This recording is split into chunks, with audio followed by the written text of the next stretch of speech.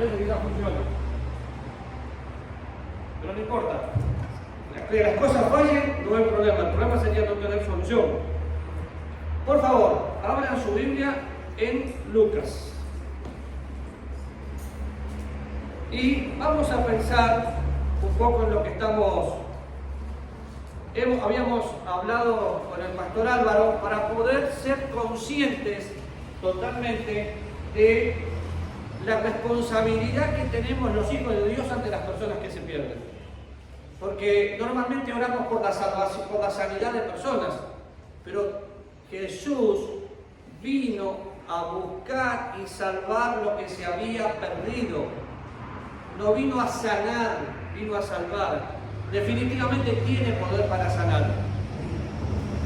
Él es Dios, hizo, hace y hará milagros.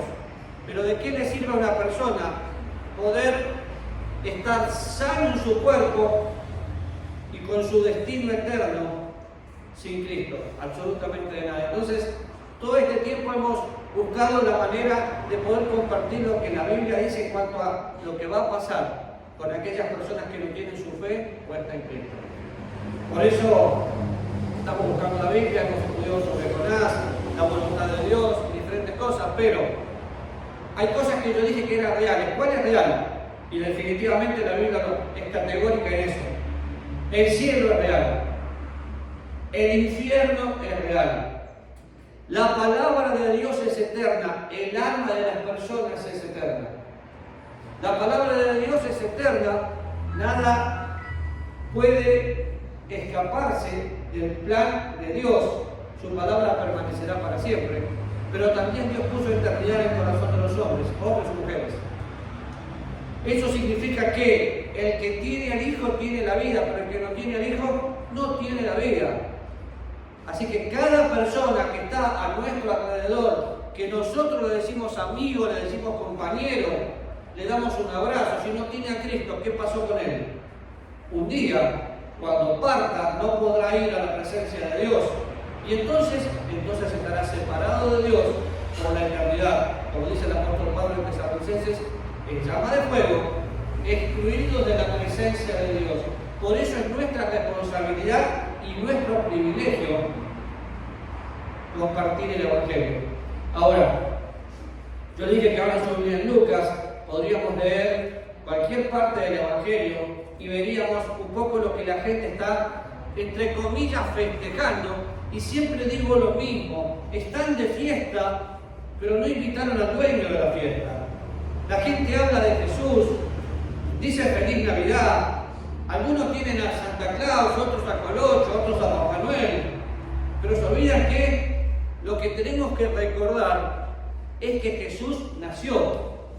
Es interesante también ver la inmadurez dentro del cristianismo de algunas personas que es que Jesús no nació el 24 ni el 25. Tiene razón, no nació en esa fecha. Pero sí nació. Y lo que es importante es que sí nació. Podríamos pensar de muchas maneras por qué diciembre no puede ser. Bueno, porque por ejemplo hace frío, no podría haber en ese momento nacido el Señor y los pastores. Y podría dar muchos argumentos de por qué no. Y entrar en el legalismo de condenar el paganito. Perdón, el arbolito. Yo le digo paganito, ¿por qué? Y porque en un momento de mi vida, donde no quería conocer otra cosa que no sea tradiciones y legalismos, yo veía el paganito y decía, no. Pero entendí perfectamente que de algo que puede ser pagano, yo puedo hacer un principio de redención y mostrar al Salvador. Sé que hay personas que en este tiempo de Navidad no festejan nada, pero no somos testigos de Jehová. Somos hijos de Dios y compartimos un Cristo que está vivo, y si la gente le hace bien recordar la Navidad, recordemos la Navidad. Otra vez, no sabemos con exactitud cuándo nació, sí sabemos que nació, y eso es lo importante. También sabemos que fue a la cruz, que murió, que resucitó, que está vivo, y vive en cada uno de los que confían en Él. Ahora, cuando vamos al Evangelio, vemos, por ejemplo, la genealogía de Jesús, tanto de parte de María como de José, que tenían que ser del linaje de David. ¿Vemos profecías cumplidas? Sí. Isaías y muchos más hablan de que un día iba a venir de una virgen un Salvador. Y vino. Y la palabra de Dios siempre se cumple. Vamos a Lucas y vemos el relato hermoso que hace Lucas, que algunas cosas que son aplicables totalmente para nosotros. Pero en el capítulo 2 de Lucas dice: aconteció en aquellos días que se promulgó un edicto de parte de Augusto César, que todo el mundo fuese empadronado. Este primer censo se hizo siendo Cirenio gobernador de Siria, e iban todos para ser empadronados, cada uno a su ciudad. Y José subió de Galilea a la ciudad de Nazaret, a Judea, a la ciudad de David, que se llama Belén, por cuanto era de la casa y la familia de David. Eso es importante. La salvación viene de los judíos. Para ser empadronado con María, su mujer, desposada con él, el cual estaba encinta. Aconteció, estando ellos allí, que se cumplieron los días a su alumbramiento, y dio a luz a su hijo primogénito y lo envolvió en pañales y lo acostó en un pesebre, porque no había lugar para ellos en el mesón. Había pastores en la misma región que velaban y guardaban la vigilia de noche sobre los rebaños. Y aquí se les presentó un ángel del Señor, y la gloria del Señor los rodeó de resplandor, y tuvieron gran temor. Pero el ángel les dijo: no temáis, porque he aquí os renueva de gran gozo, que será para todo el pueblo, que os ha nacido hoy en la ciudad de David un Salvador, que es Cristo el Señor. Esto os servirá de señal: hallaréis al niño envuelto en pañales, acostado en un pesebre. Y repentinamente apareció con el ángel una multitud de las huestes celestiales que alababan a Dios y decían: gloria a Dios en las alturas, y en la tierra paz y buena voluntad para con los hombres. Y sucedió que cuando los ángeles se fueron de ellos al cielo, los pastores se dijeron unos a otros: hacemos pues hasta Belén y veamos esto que ha sucedido y que el Señor se ha manifestado. Vinieron pues apresuradamente y hallaron a María y a José y al niño acostado en el pesebre. Y al verlo le dieron a conocer lo que les había sido dicho acerca del niño. Y todos los que oyeron se maravillaron de lo que los pastores les decían. Pero María guardaba todas estas cosas en el corazón. Y podríamos leer todo el relato, pero yo quiero sacar algunos principios prácticos para que nosotros nos llevemos hoy. De hecho, si mira un poco de historia, en aquellos días había un censo. Bueno, hay tres teorías en cuanto a este censo. La primera es que se equivocó Lucas, es imposible porque la Biblia es inerrante, la Biblia no se equivoca. Hubo dos censos, sí, hubo dos censos. Y por eso es categórico cuando dice: aconteció en aquellos días que se promulgó un edicto de parte de Augusto César que todo el mundo fuese empadronado en el primer censo. Y el primer censo fue aproximadamente en el año 4 después de Cristo. Y pueden buscar esa información, esa historia, no está literalmente en la Biblia. Pero qué importante, porque Dios usó esas autoridades para que haya un censo. Si no hubiera habido un censo, no hubieran tenido que viajar. Viajaron buscando el propósito que no entendían, pero viajaron a la ciudad donde tenía que nacer el Salvador. Y dice algunas cosas, habla de José, de María, habla de que estaban desposados. En ese momento, el estar desposados era con la misma seriedad de estar casados. Pero hagamos un poco de memoria.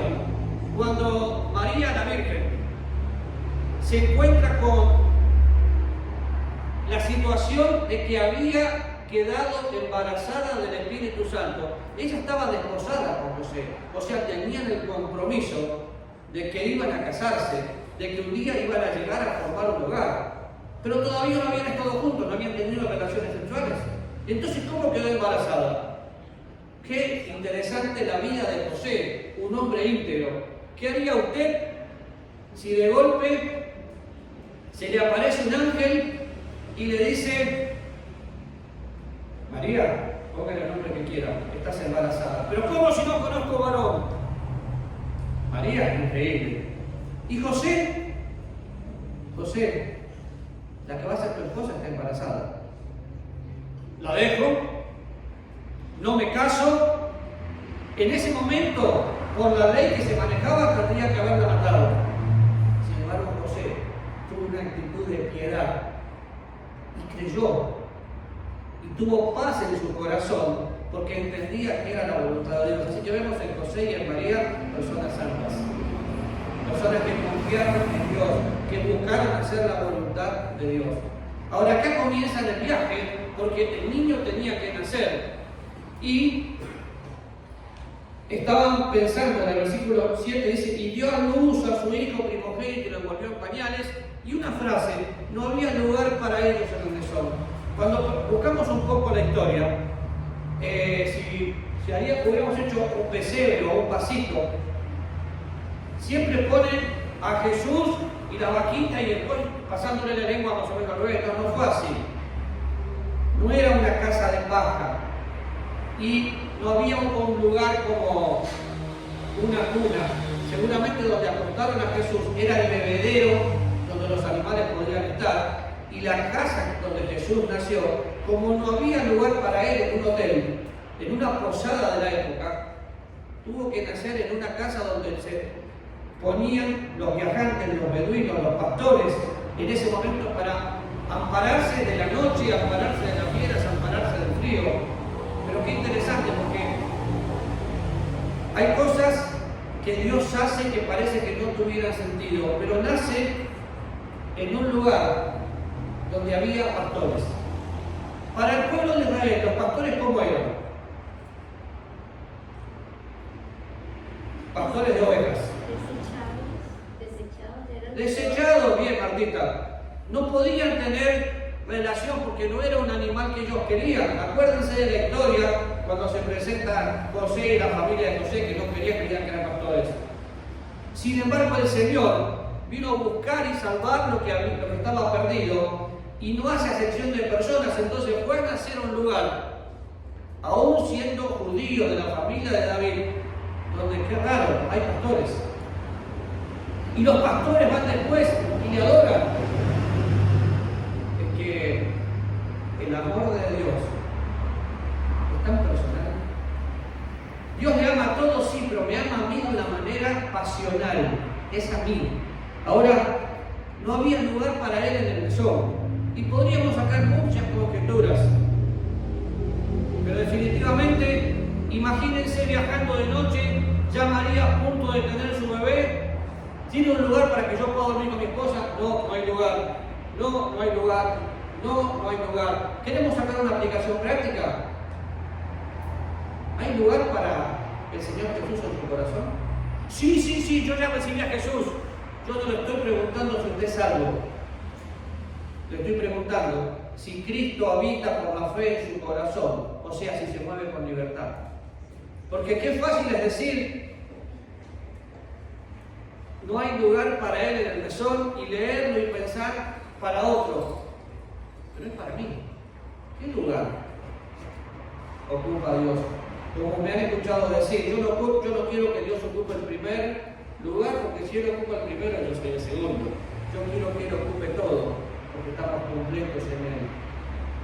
Pero si usted tendría solamente este versículo, dice, no había lugar para él, para ellos en el mesón. ¿Hay lugar en su vida para Jesús? En este tiempo de fiesta vamos a vivir situaciones difíciles donde vamos a ir a un lugar y quizás van a estar bailando, tomando, haciendo fiesta, olvidándose del dueño de la fiesta. Bueno, yo no estoy para pelearme con nadie. Simplemente no voy a ir a un lugar donde no voy a poder soportar y tener que pelearme. No me peleo con nadie porque no es la voluntad de Dios. Yo vine para compartir a Cristo con todos.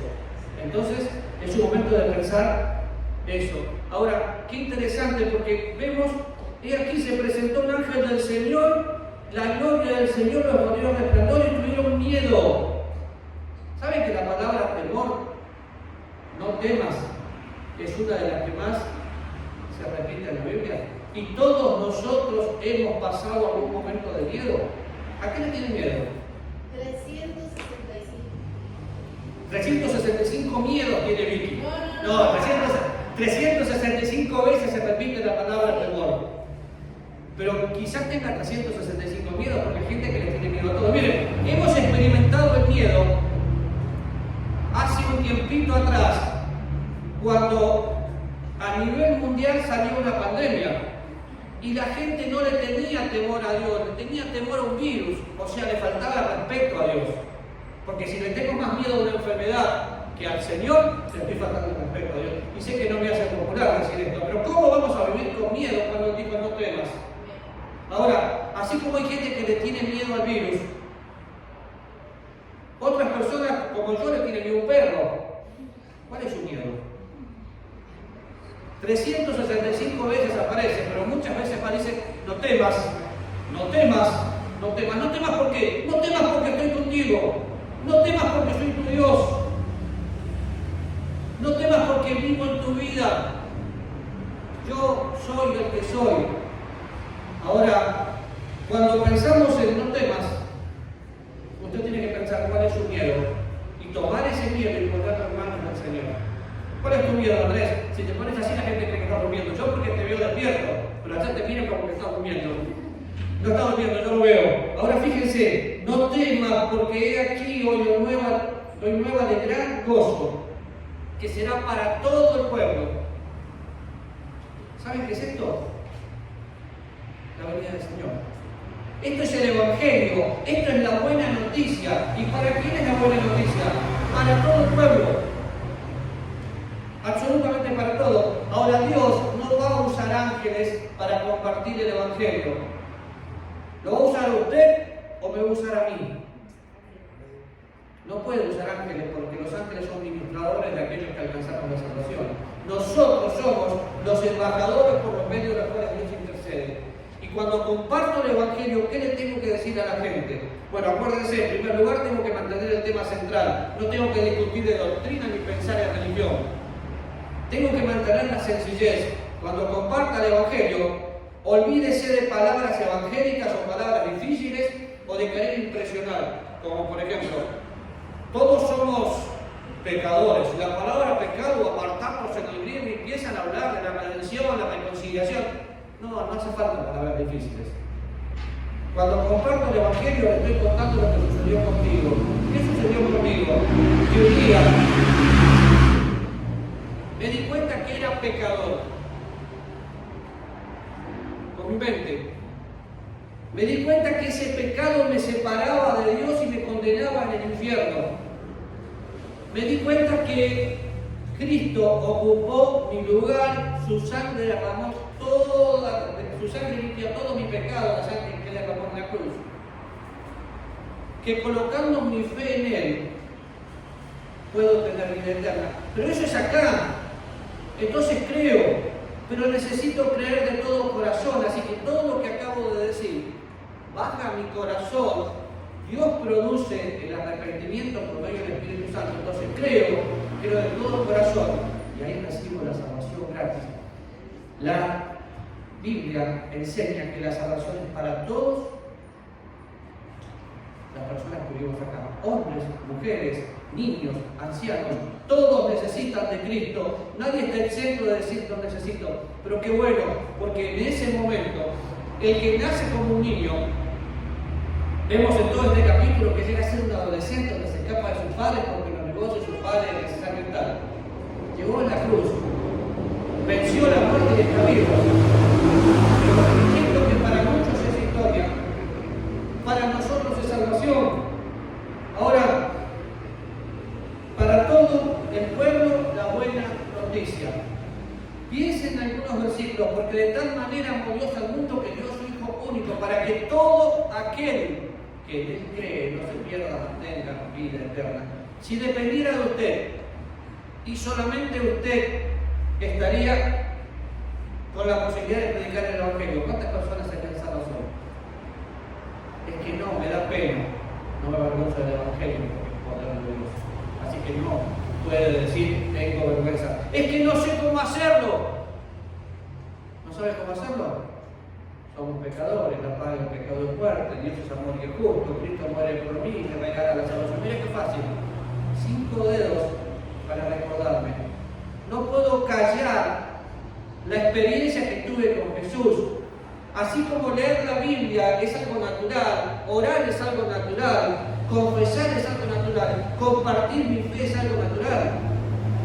Un cristiano que no comparte su fe, ¿será cristiano? Hace poco me llamó una persona que había adquirido un producto, y son esos productos de venta que yo vendo, coloco a la persona para que venda, y esa persona pone unas personas para que vendan, y venta directa. Entonces yo gano, ella gana, todos ganamos. Me habló de un producto convencida. Ese producto, si yo lo tomaba en una semana, yo estaba totalmente sano en todos mis males. Y estaba tan convencida que casi se lo compro. Ahora, ¿qué faltó? Sí, la plata me faltaba también. Faltó que yo tenga la necesidad. Bueno, mi responsabilidad es la de ese vendedor. Compartir el Evangelio. Y Dios coloca la necesidad en cada persona. Hay personas que creen que no necesitan a Dios. No importa, la salvación es de Jehová, dice la Biblia. Mi trabajo es compartir el Evangelio. El trabajo de Dios es salvar a quien tiene que salvar. Pero si depende de mí, todos tienen que compartir y escuchar de Cristo. Por eso ayer me fui a San Ramón a hacer 100 kilómetros para predicar el Evangelio a un grupo de jóvenes. Claro, ¿por qué? Porque es un privilegio y una hermosa posibilidad. Ahora fíjense, algunas cosas que ha pasado que son importantes que las vean. Os ha nacido hoy en la ciudad de David un Salvador que es Cristo el Señor. Cualquier persona se podía llamar Jesús. ¿Por qué? Pero no cualquier persona era Cristo. El nombre compuesto de Jesús es el verdadero. Jesús o Josué, Salvador. Pero Cristo es el Mesías, el que estaban esperando. Y qué tristeza, porque le estaban esperando, pero no lo reconocieron. A lo suyo vino, y los suyos no le recibieron, porque no le conocieron. Pero a todos los que le conocimos, los que nos damos cuenta de quién es, nos da un privilegio, ser hechos hijos de Dios. Pero es Jesús el Cristo, el Hijo de Dios. Es el Emanuel, Dios con nosotros. Ahora, cuando piensa en Jesús, mira un poco a la Biblia, dése cuenta de que después de la resurrección, todo el mundo habla de Jesucristo. Porque el poder de Dios está en el Mesías que tenía que venir y vino. En el Cristo, el Hijo de Dios. Ahora, repentinamente aparece el ángel y la multitud de las huestes celestiales alababan a Dios y decían, gloria a Dios en las alturas. ¿Saben que cuando nosotros somos salvos, Dios nos salva para algo? Para su gloria. Y a veces no nos damos cuenta, pero soy el portador de la gloria de Dios. Y cada vez que predico el Evangelio, el Señor es glorificado por personas que se salvan. Ay, sí, porque hay gozo en el cielo. Tendría que haber gozo en mi corazón cuando hay gozo en el cielo, por una persona que pasa de muerte a vida, porque la salvación es un milagro. Entonces, ¿cómo comparto el Evangelio?